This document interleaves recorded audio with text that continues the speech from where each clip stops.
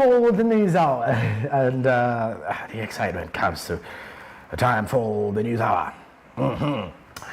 Let's get into the first story of the day, and clearly, first and foremost, give us your feedback, by the way, on the stories here, as we get to give you more of the details. But away from that, over 40 Ugandan migrant workers who were deported from Saudi Arabia were blocked from leaving Entebbe Airport after failing to pay for mandatory COVID-19 tests. Although Ministry of Health spokesperson Emmanuel Ainebiona says deportees with documentation are supposed to be tested at zero cost, on Wednesday, 43 deportees were asked to pay for the tests or risk sleeping at the airport. Now, the 11 deportees stuck at Entebbe Airport after failing to pay for COVID tests. More of the details. Uganda commenced mandatory COVID testing for all arriving passengers last week on Wednesday. Only children under 6 years and vaccinated airline crew are exempted from taking the tests. Each arriving passenger is expected to pay about 105,000 Ugandan shilling for the tests. Over 40 Ugandan migrant workers who were deported from Saudi Arabia were blocked from leaving Entebbe Airport after failing to pay for the mandatory COVID-19 tests. The deportees landed at about 1 p.m. aboard Ethiopian Airlines, but the first deportee only departed the airport at 7 p.m. This was after her mother and sister mobilized funds for the test. Her very bitter mother said the government should have some compassion for its citizens. Although Minister of Health spokesperson Emmanuel Ainebiona says deportees with documentations are supposed to be tested at zero cost. On Wednesday, 43 deportees were asked to pay for the tests or risk sleeping at the airport. A domestic worker who voluntarily returned home says it is sad that she was tortured abroad and is now being subjected to inhuman treatment at home. She says her employer did not pay her salary arrears for 4 months. She departed for Saudi Arabia early this year, but by August she had fallen out with her employer, resulting into her eventual return to Uganda. Okay, and as you can continuously look at the situation, the Ministry of Health spokesperson Emmanuel Ainebiona says deportees with documentations are supposed to be tested at zero cost. But on Wednesday, 43 deportees were asked to pay for the tests or risk sleeping at the airport. And a domestic worker who voluntarily returned home says it is sad she was tortured abroad and finding such scenarios back in Uganda, and yet they expect some changes in the country. Okay, I don't want to go that way. But she says her employer did not pay her salary arrears for 4 months. She departed for Saudi Arabia early this year, but by August she had fallen out with the employer, resulting into an eventual return to Uganda. 4 months without pay, coming to Uganda, you need to pay for tests. Damn. Okay, let's move to the next story. Government has advised Ugandans to tighten their belts because it will not intervene to lower the rising fuel prices. The pump prices for petrol rose to 4,250 on Wednesday from the previous 4,190 shillings per litre range. Generally, the prices have been on the increase right from April this year, causing an outcry among the motorists. Ruth Nankabira, the Energy and Minerals Minister, says government cannot regulate the fuel pump prices because the market was liberalized back in the time. More of the details. The increase in prices of diesel and petrol in Uganda is attributed to the global rise in crude oil. The global oil prices had climbed by late September. Some analysts believe that the oil prices will continue to rise amidst the surging demand and tight supplies. Government has therefore advised Ugandans to tighten their belts because it will not intervene to lower the rising fuel prices. The pump prices for petrol rose to 4,250 by Wednesday from the previous 4,190 per litre range. The prices have been on the increase right from April this year, causing an outcry among the motorists. Ruth Nankabira, the Energy and Mineral Minister, says that the government cannot regulate the fuel pump price because the market was liberalized a long time ago. The Commissioner in charge of Petroleum Supply and Distribution, Reverend Frank Gestavat Kwasiwe, said that the rise in fuel prices is not unique to Uganda. Kwasiwe said if other factors remain constant, the fuel in Uganda would not be costly. He revealed that Uganda foots about $1,000 to transport 1,000 liters of fuel from Port Mombasa and $120 per 1,000 liters through Dar es Salaam. He said that Ugandans should remain confident that government will ensure that stocks don't run out to lead to a crisis. He says that all what government can do is to fight the smuggling of fuel from other countries and to fight adulteration of the fuel because of the high demand of petrol and diesel. Okay. The increase in prices of diesel and petrol in Uganda is attributed to the global rise in crude oil, and it is actually happening elsewhere. Kenya, same story. India, same story. Tanzania, same story. A number of African countries. The global oil prices have climbed above $80 a barrel by late September. Some analysts do believe that oil prices will continue to rise amid surging demand and tight supplies. The government has advised Ugandans to tighten their belt because it will not intervene to lower the rising fuel prices, as the pump prices for petrol rose to 4,250 shillings on Wednesday from the previous 4,190 per litre. The prices have been on the increase right from April this year, causing an outcry among the motorists. Ruth Nankabirwa, Energy and Minerals Minister, says government cannot regulate the fuel pump price because the market was liberalized a long time ago. And you can see what, and I don't know if the government did see what India did on the same matter, because surprisingly, India reduced the taxes on fuel so as to enable the Indians get these services or get this fuel at maybe a higher price in terms of the liter range, and but then the price, the taxes reduced as the way. The prices have been on the increase right from April this year, causing an outcry among the motorists, and the government may not regulate the fuel prices as of now.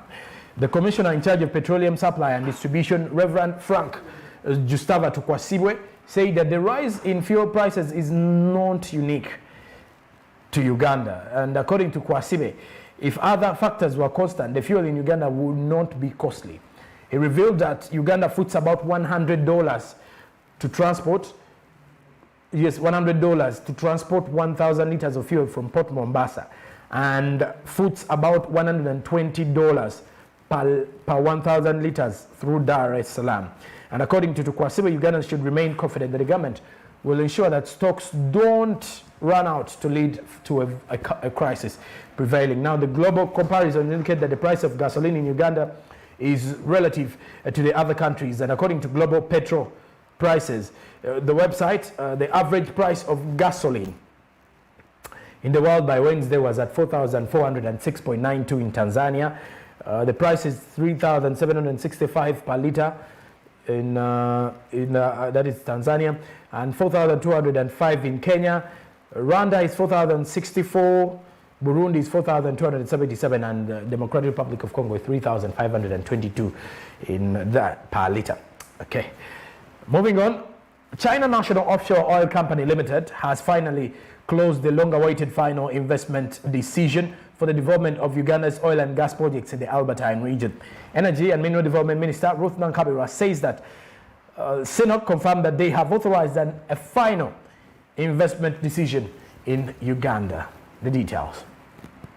China National Offshore Oil Corporation Limited has finally closed the long-awaited final investment decision for the development of Uganda's oil and gas projects in the Albertine region. Energy and Mineral Development Minister Ruth Nankabirwa says that China National Offshore Oil Corporation Limited confirmed that they have authorized a final investment decision in Uganda. Nankabirwa said that she was with the chairman, CNOOC, in the meeting. According to her, they have delivered a letter in writing. The problem has been sorted out. They have signed the agreements which they had appended just initials upon the letter to their chairman. So the issue raised had been sorted out. It was a concern of Total. It was a concern of us as the government, but it has been sorted out. CNOOC has taken a final investment decision. Decision by CNOOC to unlock billions of dollars of investment in Uganda's oil and gas sector now gives a green light to the proposed construction of a $3.5 billion East African crude oil pipeline and other infrastructure in the Albertine region. CNOOC operates the Kingfisher project, which expects to produce the country's first oil. Ali Sekatawa, Director Legal and Corporate Affairs at Petroleum Authority of Uganda, described CNOOC's decision as a significant move for the people of Uganda and China. Meanwhile, Nankabirwa says that the government is determined to ensure that Parliament considers and passes all the laws laws needed to steer the oil and gas sector forward. Among the pending laws are the East African Crude Oil Bill 2021, the Income Tax Amendment Bill 2021, the amendments to the Public Finance Amendment Bill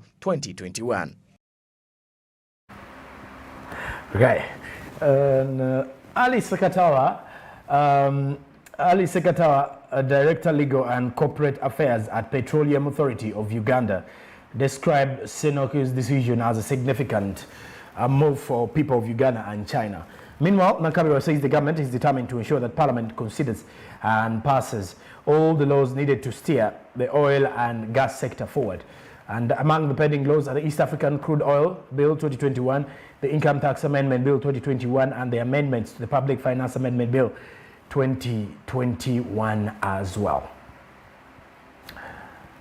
Okay, let's move on to the next one. As we start off with the Uganda National Bureau of Standards has called on the general public to buy products which have quality marks to save their lives. During an interview with Smart 24 TV, Sylvia Chirabo, the spokesperson, Uganda National Bureau of Standards, emphasized the possession of a quality mark. Speaking to Smart 24, Sylvia Chirabo, the spokesperson Uganda National Bureau of Standards, revealed that they have offices in some regions across the country like Mbale, Jinja, Mbarara, and other areas for easy access of their services, and consumers can also use e-service online for applying UNBS quality mark. Sylvia noted that ahead of the festive season, UNBS is educating consumers on what to do to ensure that they buy products which have good ingredients and mark its certification. UNBS currently has 6 regional offices. We have an office in Mbarara, we have an office in Jinja, we have an office in Mbale, we have an office in Gulu, we have an office in Lira. So we have done this before, and decentralizing services to serve our customers better is one of our key priorities. So these services are already there. We are only expanding on the scope of work that is done in those regional offices. So far, in Mbarara, we offer metrology services, verification of all weighing equipment. We also offer market surveillance services and certification services. In Mbale, we offer the legal metrology services of verifying weight items, the challenges that have been brought in by COVID-19, whereby we have gone online for most of our services. We offer e-services. So we require our customers to get in touch and be able to fill in forms and apply. For example, applying for the UNBS quality mark is done online. And sometimes, especially for the small-scale entrepreneurs, UNBS is a regulator. We are a government institution. We don't do any sales. The only focus we have for the festive season is to educate consumers on what they should look out for in the market. Because of the boom that is always there, people are selling, people are buying, the shopping is at another level. So that's the only appeal that we do. And we encourage members of the public to buy products that are certified by UNBS. And before you buy a product, to take care and take note of the product labels. Read the labels on the product before you buy, because the product labels have a lot of information that is important for consumers. So get to know the manufacturer of the product you're buying, get to know the expiry date, get to know the ingredients that are in before you buy. And we also encourage the members of the public not to buy from anywhere. UNBS operates a product certification scheme in accordance to the provisions of the Certification Regulations of 1995. Under this scheme, manufacturers apply for and are granted permissions to use the Uganda Standard Certification mark on their products after demonstrating compliance of their products to the requirements of relevant national standards. The UNBS product certification scheme aims at providing third-party guarantee of quality, safety, and reliability of products to the consumers. Presence of the UNBS quality mark on a product is an assurance of conformity to relevant standards. The conformity is ensured by regular surveillance of the manufacturer's performance by surprise inspections and testing of samples drawn both from the market and factory. The world never ceases to amuse. Anyway, the Uganda National Bureau of Standards Product Certification Scheme aims at providing third-party guarantee of quality, safety, and reliability of products to the consumers. The presence of the UNBA's quality mark on a product is an assurance of conformity to relevant standards. The conformity is ensured by regular surveillance of the manufacturer's performance by surprise inspections and testing of samples drawn both from the market and the factory. Let's move on to the next story. The President of Uganda, His Excellency Yoweri Kaguta Museveni, has issued new rules on city markets. This follows a meeting with the city top brass at State House in the wake of controversies surrounding management in the public markets.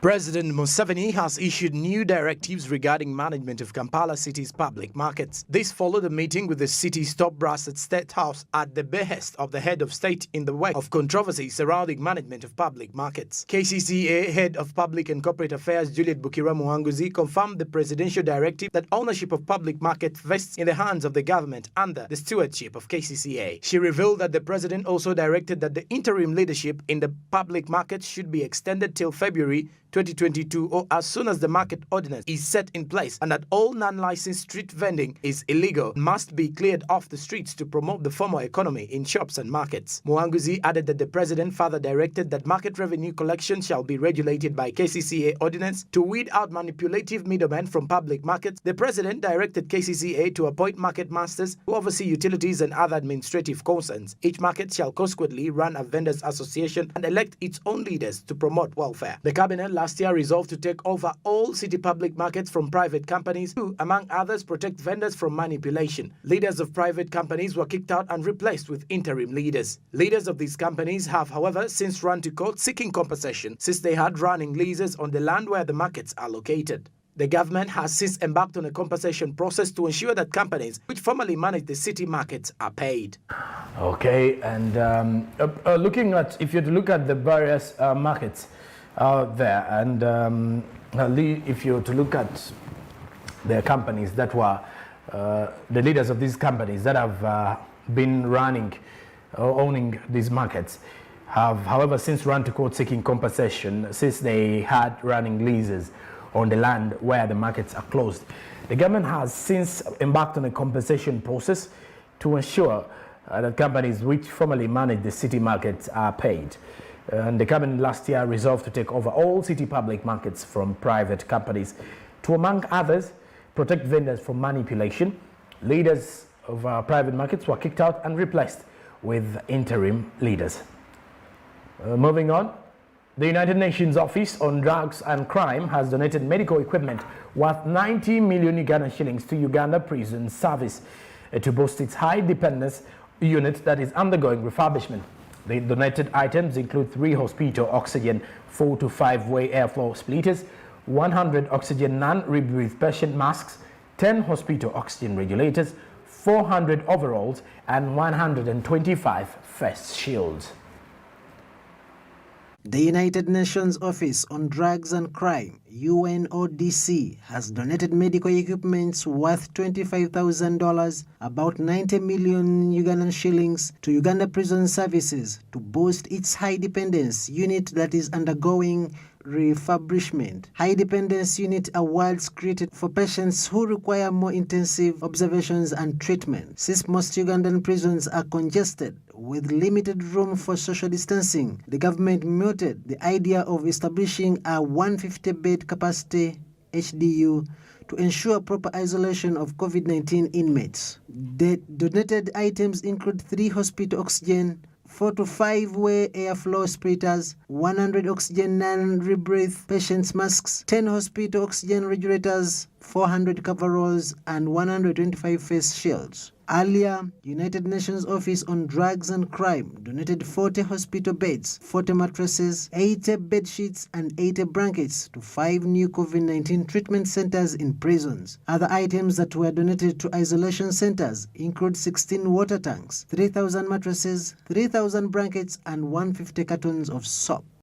And away from that, as these situations continuously keep coming through, earlier, United Nations Office on Drugs and Crime donated 40 hospital beds, which include 40 mattresses, 80 bed sheets, and 80 blankets to 5 new COVID-19 treatment centers in prison.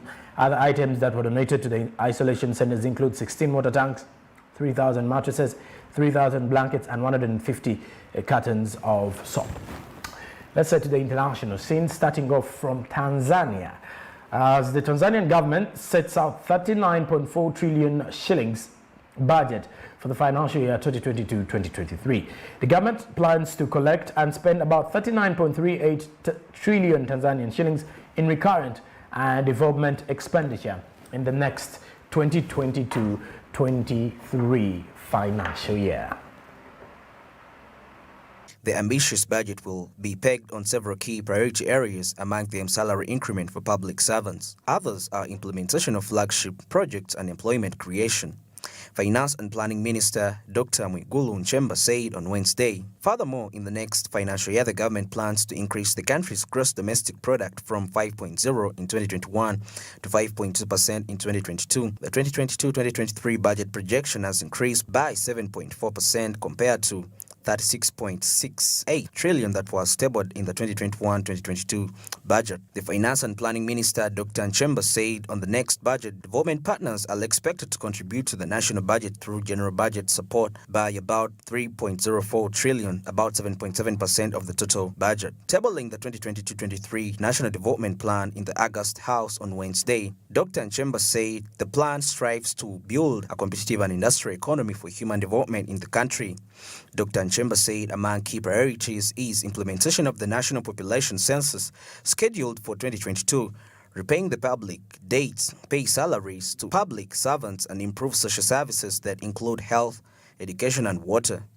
The government said it will push for development infrastructures and services, not to mention roads, railway, bridges, water, ICT, energy, ports, and airports.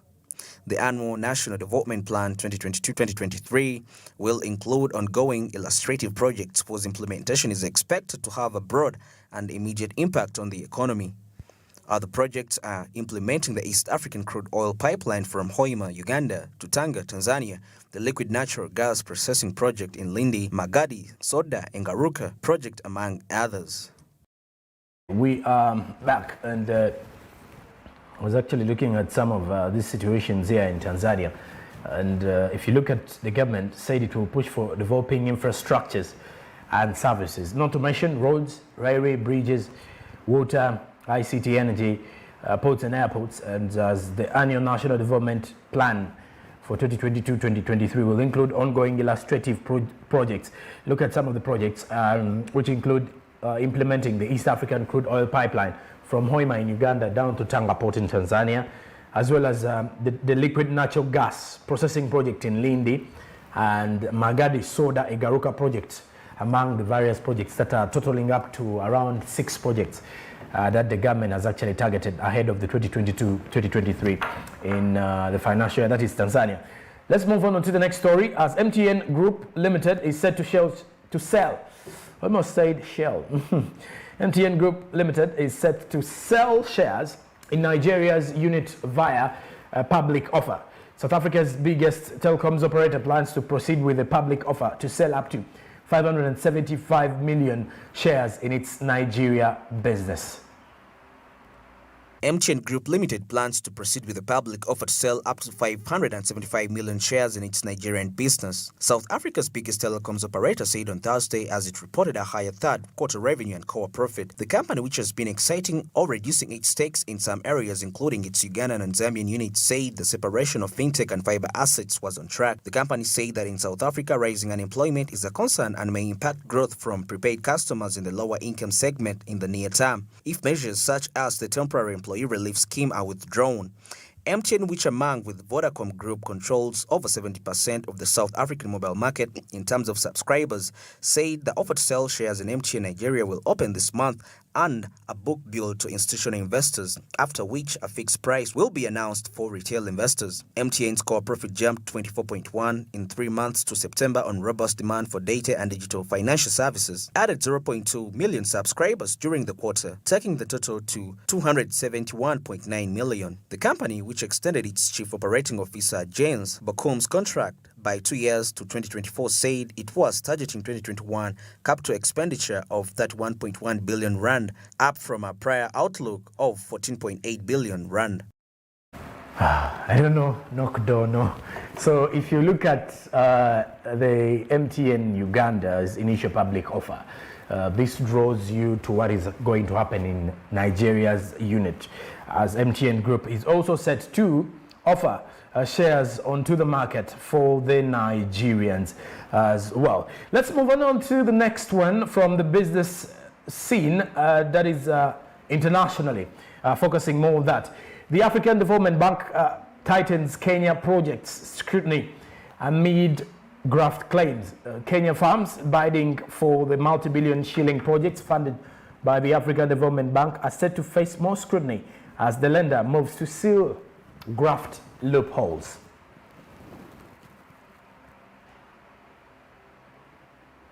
AFDB plans to hire quality assurance experts to enable greater transparency and oversight of its funded projects in the wake of financial scandals. The lender recently banned nearly a dozen of Kenyan firms over fraudulent practices. According to the bank's portfolio in the region is facing a number of challenges and requires close monitoring.